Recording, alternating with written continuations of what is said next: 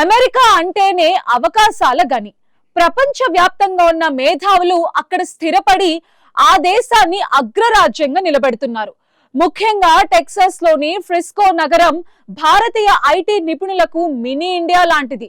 కానీ ఇప్పుడు అదే నగరంలో భారతీయులకు వ్యతిరేకంగా నిరసన జ్వాలలు ఎగిసిపడుతున్నాయి. H1B వీసాదారులు మా నగరాన్ని ఆక్రమిస్తున్నారు, అమెరికన్ల ఉద్యోగాలను కొల్లగొడుతున్నారు అంటూ కొందరు స్థానిక కన్జర్వేటివ్ నేతలు జాతి వివక్ష వ్యాఖ్యలు చేయటం ఇప్పుడు కలకలం రేపుతోంది.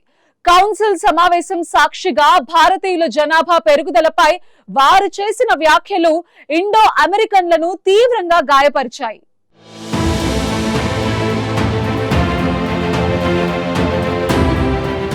అమెరికాలోని టెక్సాస్ రాష్ట్రంలో జరిగిన ఒక నగర కౌన్సిల్ సమావేశం జాతి వివక్ష ఆరోపణలతో తీవ్ర చర్చకు దారితీసింది.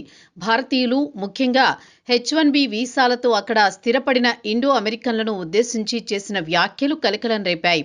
టెక్సాస్లో వేగంగా అభివృద్ధి చెందుతున్న నగరాల్లో ఒకటైన ఫ్రిస్కోలో జరిగిన ఈ సమావేశంలో కొందరు కన్జర్వేటివ్ నేతలు భారతీయులపై చేసిన ఆరోపణలు అమెరికాలో నివసిస్తున్న ప్రవాస భారతీయులను తీవ్ర ఆవేదనకు గురిచేశాయి.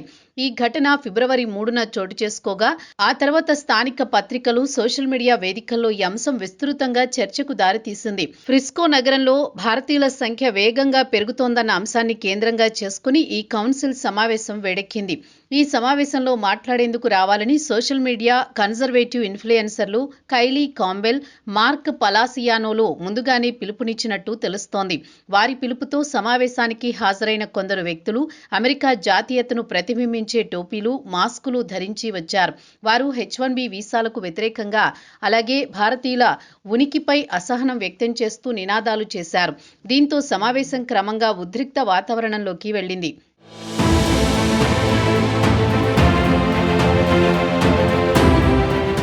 ఈ వివాదం మరింత పెరగకుండా ఫ్రిస్కో మేయర్ జెఫ్ చెనీ రంగంలోకి దిగారు. నగరంలో నివసిస్తున్న భారతీయులకు ఆయన బహిరంగంగా మద్దతు ప్రకటించారు. ఫ్రిస్కో ఒక బహుసాంస్కృతిక నగరమని, ఇక్కడ వైవిధ్యమే ఈ నగర బలమని ఆయన వ్యాఖ్యానించారు. జాతి, మతం, దేశం ఆధారంగా ఎవరిపైనా వివక్ష చూపడాన్ని తాను ఎట్టి పరిస్థితుల్లోనూ అంగీకరించబోనని స్పష్టం చేశారు. నగర అభివృద్ధిలో భారతీయ సమాజం చేసిన సేవలను ఆయన ప్రశంసించారు. ఈ వ్యాఖ్యలు అక్కడి భారతీయులకు కొంత ఊరటనిచ్చాయి. ఫ్రిస్కోలో భారతీయ మూలాలున్న జనాభా సంఖ్య గణనీయంగా పెరిగిన మాట నిజమేనని సర్వేలు కూడా చెబుతున్నాయి. 2010లో కేవలం 10% మాత్రమే ఉన్న భారతీయ జనాభా ఇప్పుడు దాదాపు 33%కి చేరుకుంది. ముఖ్యంగా ఐటీ రంగం విస్తరణ, మెరుగైన విద్యా సంస్థలు, జీవన ప్రమాణాలు ఉండడంతో అనేక మంది భారతీయులు ఈ నగరాన్ని తమ నివాసంగా ఎంచుకుంటున్నారు. అయితే ఈ వేగవంతమైన జనాభా మార్పే కొందరిలో అసంతృప్తికి, భయాలకు దారితీస్తోందన్న అభిప్రాయం కూడా వ్యక్తమవుతోంది.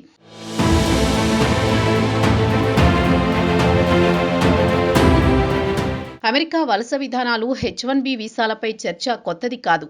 గతంలో పలుమార్లు ఈ అంశం రాజకీయ వేదికలపై చర్చకు వచ్చింది. అయితే విధానాలపై విమర్శ చేయడం వేరు, ఒక నిర్దిష్ట సమాజాన్ని లక్ష్యంగా చేసుకుని వివక్షపూరిత వ్యాఖ్యలు చేయడం వేరు అని విశ్లేషకులు చెబుతున్నారు. H1B వీసాదారులు అమెరికా ఉద్యోగాలను లాక్కుంటున్నారన్న ఆరోపణలకు ప్రతిగా అనేక అధ్యయనాలు వారు అమెరికా ఆర్థిక వ్యవస్థకు అదనపు విలువను సృష్టిస్తున్నారని స్పష్టం చేస్తున్నాయన్నారు. మరోవైపు టెక్సాస్లో జరిగిన ఈ ఘటనపై ఇండో అమెరికన్ సంఘాలు స్పందించాయి. వివక్షను ఎట్టి పరిస్థితుల్లోనూ సహించబోమని, అవసరమైతే చట్టపరమైన చర్యలకు కూడా సిద్ధమని హెచ్చరించారు. అమెరికా రాజ్యాంగం అందరికీ సమాన హక్కులు కల్పిస్తుందని, ఆ విలువలను కాపాడాల్సిన బాధ్యత ప్రతి పౌరుడిదేనని గుర్తు చేశారు. ఈ సంఘటన అమెరికాలో పెరుగుతున్న వలస వ్యతిరేక భావజాలానికి అద్దం పడుతోందన్న వ్యాఖ్యలు కూడా వినిపిస్తున్నాయి. మొత్తంగా టెక్సాస్లోని ఫ్రిస్కో నగర కౌన్సిల్ సమావేశం ఒక స్థానిక వివాదంగా మొదలై ఇప్పుడు జాతీయ స్థాయి చర్చకు దారితీసింది. వలసలు, ఉద్యోగాలు, జనాభా మార్పులపై చర్చ అవసరమే అయినా అది ద్వేషం, వివక్ష దిశగా వెళ్లకూడదని నిపుణులు హెచ్చరిస్తున్నారు.